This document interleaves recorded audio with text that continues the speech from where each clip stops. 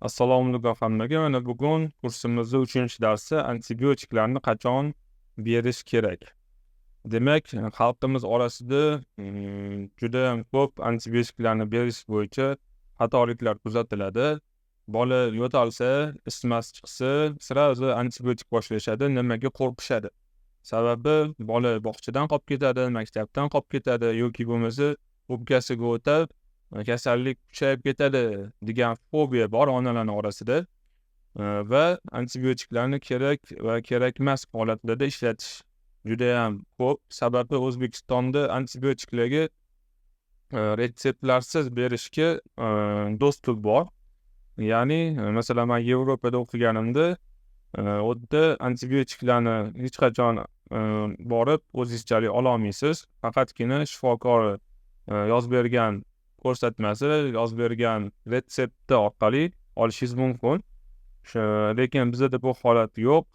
Antibiotiklarni bemalol xohlaganingizcha olasiz, xohlaganingizcha ichasiz. Shu holatlar oqibati og'ir oqibatlarga olib kelgan bo'lgani uchun hozirda o'sha onalar tomonidan har xil antibiotikga qo'llanish natijasida bolalarda o'sha antibiotikka bo'lgan sezgirli, ya'ni ta'sir qilmasligi, ya'ni mana shu ichayotgan antibiotika уже tuzalmayapti, bolamga ta'sir qilmayapti degan holatlar kelib chiqayotganligi uchun shu antibiotiklarni qachon berish kerakligini onalarimiz bilishi kerak va kursimizni ichiga shu narsani kiritganmiz.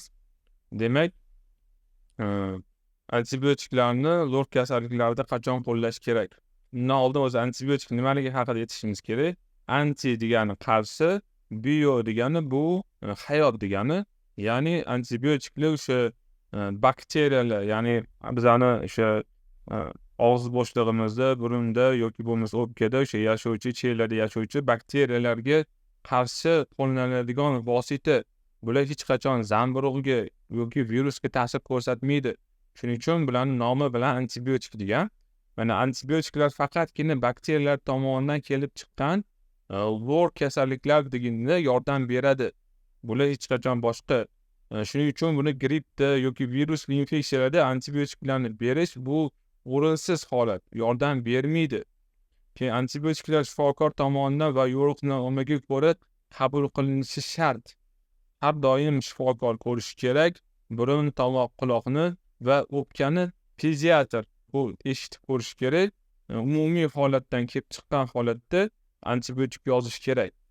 Antibiotiklarni qo'llashdan oldin iloji boricha qon tahlillarini topshirish va mikrobdan ekma ekish tavsiya beriladi. Ya'ni mana infeksion kasalliklar bor. Angina o'zi qonun bo'yicha angina infeksion bolnitsada yotgan holatda dorilarni olish kerak. Mana bu angina bo'ldi, bordi, tomog'idan surtma oldi, tekshirdi, nima mikrob o'tiribdi, qaysi antibiotik ta'sir ko'rsatadi va shunga qarab beradi. Lekin ko'pchilik onalarimiz, ko'pchilik bemorlarimiz O'zbekiston sharoitida bolnitsaga yotishni xohlashmaydi.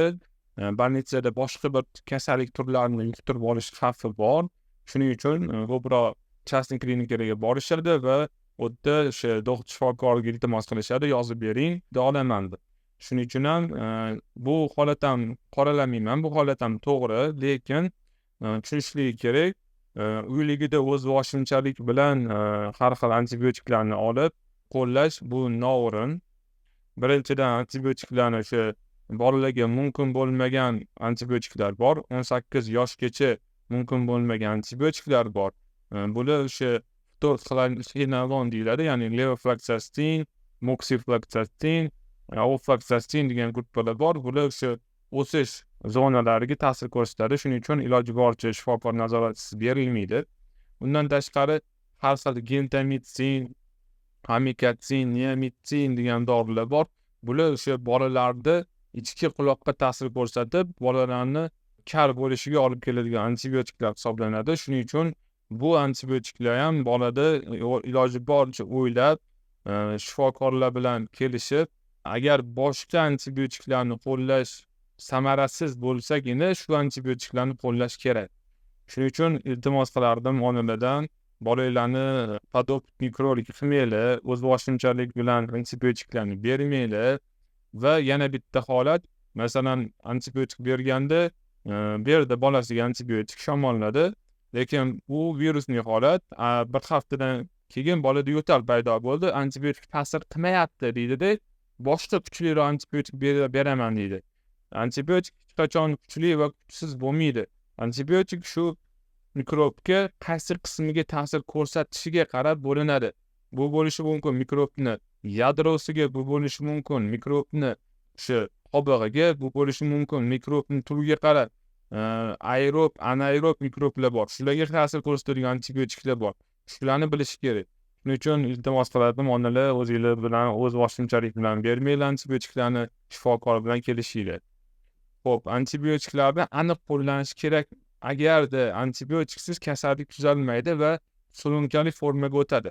Ya'ni bu yerda bakterial infeksiya antibiotik bermasanglar o'sha bolada surunkali, ya'ni davomli ro'y beradigan, davomli bolani qiynaydigan kasalliklar kelib chiqishi mumkin. Va antibiotiklarsiz og'ir asoratlar rivojlanadigan bo'lsa, bular abses bo'lishi mumkin, pnevmoniya bo'lishi mumkin va turli xil yomon holatlar bo'lishi mumkin. Bu o'sha paytlarda antibiotik berish kerakmi? Berish kerak. Burun, quloq va tomoqdagi yiringlik kasalliklarida yiring bor joyda bu bakteriya yiring keltirib chiqaradi, masalan, shu holatda berish kerak. Keyingisi umumiy qon tahlilida o'zgarishlar bo'lsa.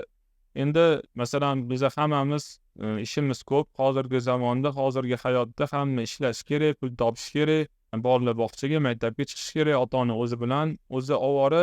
SSR paytida nima qanaqa qilinadi va rivojlangan davlatlarda qanaqa qilinadi? Kasalmi poliklinikaga boradi, umumiy qon analiz topshiradi, umumiy qon analiz chiqqandan keyin o'tdagi qon tahlillariga qarab turib antibiotik beriladi yoki berilmaydi. Bu tekshiriladi. Lekin hozirgi holatda hammamiz besabrmiz, tezroq tuzalish kerak, hamma narsa tez bo'lishi kerak. Shuni holatidan kelib chiqyapti turli xil asoratlar. Buni ayniqsa Covid paytida misollar ko'rdik. Mana o'rtoqlar, antibiotiklarni aniq qo'llanish kerak. Agarda umumiy qon tahlillarida quyidagi o'zgarishlar bo'lsa, bular mana leykositlar normadan oshadi. Bu 100% показание, что organizmda bakterial infeksiya bor, bakteriyalar bor va leykositlar shunga mos ravishda oshadi. Limfositlar normada kamayishi mumkin yoki norma holatda turishi mumkin. Limfositlar qachon oshadi? Qachonki organizmda virusli infeksiya bo'ladigan bo'lsa oshadi. Shu ikkita ko'rsatkichga qarash kerak. Va neytrofillar. Mana leykositlarning har xil turlari bor. Bularning bittasi neytrofillar hisoblanadi. Bu ko'rasizlar, palochka yadr deydi. Palochka yadrning neytrofili 100% bakterial infeksiyalarda oshadi. Bu umumiy qon tahlili, bu organizmning oynasi. Ya'ni shunga qarab taktika lecheniya tanlanadi. Keyingisi miyelositlar yoki metamiyelositlar hosil bo'lishi kuzatiladi. Bular o'sha neytrofillarga aylanishi mumkin bo'lgan yosh leykositlar hisoblanadi. Bular o'sha organizmda aytadi, mana bakterial infeksiya ketyapti, organizm kurash ketyapti, yangi askarlarni organizm tayyorlash kerak deydi va suyak ko'migiga impuls, ya'ni buyruq ketadi. Davay, askar yetishmayapti, askarlar o'lib ketyapti, tez tayyorlanlaring deydi. Shunda miyelositlar va metamiyelositlar ishlab chiqarishni boshlaydi. Keyingisi eritrositlarning cho'kish tezligini oshishi. Bu normada o'sha eritrositlarning cho'kish tezligi. Eritrositlar bu nima? Bu qizil qon tanachalari hisoblanadi. Qizil qon tanachalari o'sha gemolizga uchraydi, parchalanadi. O'sha organizmda har xil jang ketyapti-ku, jang ketayotgan paytda, ya'ni o'rmonga olov ketsa, o'rmonga yong'in bo'lsa, ho'l, quruq, aralash yonadi deydi-ku, xuddi shunaqa. Bu yerdan shu eritrositlar nobud bo'ladi. Nobud bo'lgandan keyin shu ularni cho'kish tezligi oshadi. Bu o'sha umumiy analiz qon tahlilida tekshiriladi. Keyingisi eozinofillar bu unaqa ahamiyatga ega emas. Bu o'sha allergik infeksion kasalliklarda ozgina oshishi mumkin. Ko'rasizlar, qora rang bilan belgilab qo'yganlarimiz bu e'tibor berilgan narsalar, ya'ni leykositlar normadan oshadi, neytrofillar oshadi, eritrositlarning cho'kish tezligi oshadi. Shu 100% ko'rsatma, что antibiotikni berishga. Keyingisi bemor o'z xohishiga ko'ra shifokor nazoratisiz antibiotik qabul qilmasligi kerak. Chunki bemor virusli infeksiya yoki bakterial infeksiyani farqiga bormasligi mumkin va antibiotik berishda adashishi mumkin. Keyingisi antibiotikni to'g'ri tanlay olmaslik, ya'ni ichgan antibiotikimiz kasallik chaqirgan bakteriyaga ta'sir ko'rsatmasligi mumkin. Bu birinchidan behudaga ichgan hisoblanasizlar, behudaga pul sarflaysizlar. Shuning uchun keyingisi antibiotikni dozasini noto'g'ri tanlashimiz mumkin. Ya'ni bemorni kilosi, tana vazni va ketayotgan infeksiyani, kasallikni yengil yoki og'irligiga qarab antibiotik dozasi tanlanadi. Keyingisi juda ham ko'p miqdorda noto'g'ri qabul qilingan antibiotik bakteriyaning antibiotikka nisbatan turg'un ta'sir qilmaydigan holatga olib kelishi mumkin. Ya'ni bakteriya ham har doim rivojlanishda bo'ladi. U ham yashashi kerak. U ham hayot qonuni ko'payishi kerak. Shuning uchun o'sha berayotgan antibiotikka agar dozasini to'g'ri bermasanglar, har gal bir xil antibiotik beraversanglar va palapartis bersanglar, antibiotik ham sekin moslashib, keyinchalik yana undan kuchliroq kattaroq dozada berishga to'g'ri kelib qoladi. Shuning uchun iltimos qilardim, antibiotiklarni har doim shifokor nazorati bilan berishinglarni.